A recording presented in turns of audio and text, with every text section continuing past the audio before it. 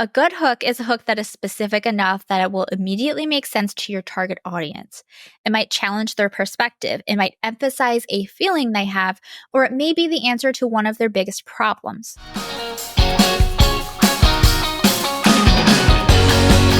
Hi there, welcome back to another episode of Social Media Manager Confidential. We're trying something new today, and that's a series on visibility. There's going to be 5 different parts to this, one released each week for the next 5 weeks. We're covering things like video editing, graphic design, tools you can use, running ads, and today we're starting off with strong hooks, specifically how to write ones that don't suck. If you're into this series, let me know by leaving a 5-star rating and review on whatever listening platform you're using. And if you hate this series, I don't have to finish it. I won't be offended. This podcast is supposed to be helpful to you, so just let me know if I should continue. P.S. I hope you're having the amazing day you deserve right now. And if not, I hope that listening to this helps boost your mood even a little bit. Okay, here we go. Let's get into writing hooks that don't suck. First off, if you aren't familiar, a hook is that little curved piece of metal that you dangle in the water and use to catch fish.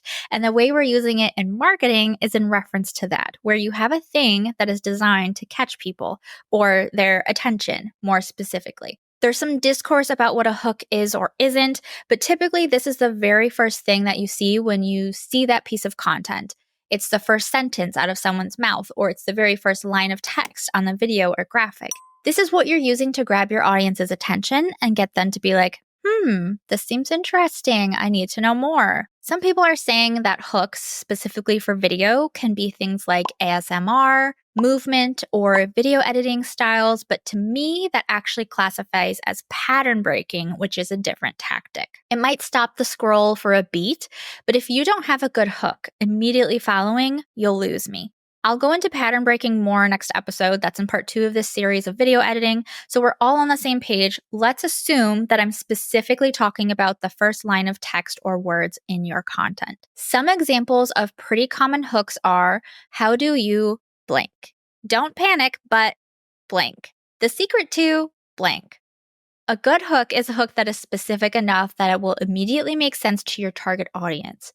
It might challenge their perspective, it might emphasize a feeling they have, or it may be the answer to one of their biggest problems. Mistakes many social media managers make is using the terms that their client or themselves use in the hook, rather than the language that the audience is actually using. An example of this would be a social media manager saying something like, want to get better reach on Instagram? Reach is typically a term used by social media professionals, not necessarily clients. If a client sees this, there's a chance that they're going to have no idea what you're talking about.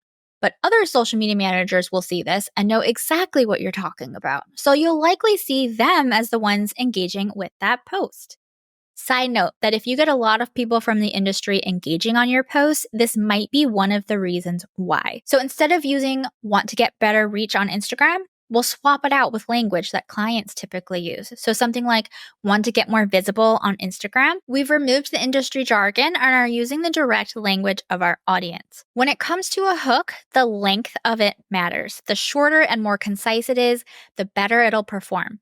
If you have a longer hook, this isn't the end-all be-all, but 9 times out of 10, content that has a hook that is one short sentence will outperform those with longer ones, simply because more people will read it. Think about it from a user perspective.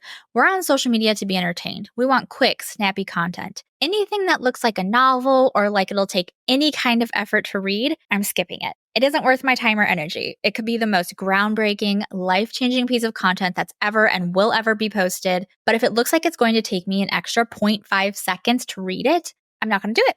And I'm going to completely miss out on it. And by me, I mean like the average social media user. The length specifics vary based on the platform and the type of content you're posting, but a good rule of thumb is 1 to 2 lines max, like on the screen. If you're on lines 3 and 4, you're really pushing it, and your hook better be really strong. Anything longer than that, and it's not a good hook. So how do we write hooks that are the right length, but also aren't boring? We don't get a lot of words, so we need to make them good. This is where power words come in.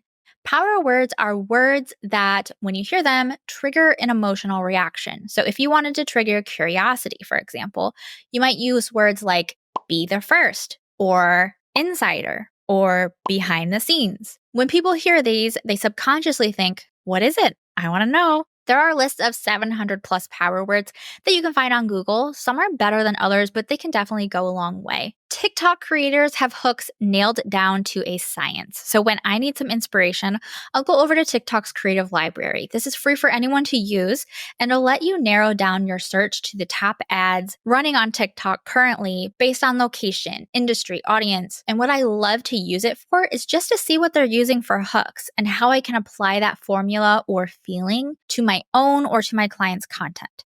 I also love to follow copywriters on social media. Some of them will even share a bunch of hook ideas in their carousels from time to time, which is incredibly helpful, but they often share tips about writing good hooks too that are great. Maha Copy Co. writes sales copy for websites, but they also have some of the best carousels that have hook ideas. They have no idea I'm talking about them, but if you want to check out their Instagram, I'll link it in the show notes for you. And the last place to look for hook inspiration is in the content you're already consuming. When you stop to watch a video or read a carousel or take a moment to analyze what was it about that piece of content that made you do that? What did the hook make you feel? How was it phrased? If you have other places you found that are great resources for finding inspiration as hooks, I'd love to hear about it. And I would love for you to consider sharing it with other social media managers inside my free self-hosted social media manager only community. There's loads of resources and questions that get asked there every day. And there's been some really amazing things shared over there. The link is in the show notes for you. And if you want to be able to create binge-worthy content for your clients, you'll learn how to create content that the algorithms love, master graphic design for social media, how to use Canva for your clients, plan a social media feed like a pro, plus copywriting and short-form video editing inside my class Content Bootcamp. Not only will you get immediate access to the curriculum and templates, but you'll also get practice exercises for graphic design, copywriting, and video editing that you can submit for feedback from me. Or you can get feedback on content you've created for yourself or your clients. Learn more about the class and enroll by going to sugarpunchmarketing.com/content. The link is in the show notes for you. Hope you found this helpful. I'll be back next week with part 2 of this series where we're diving into the visibility strategy that is video editing. If you have any friends who are social media managers or marketers, share the link to this episode with them and help them out.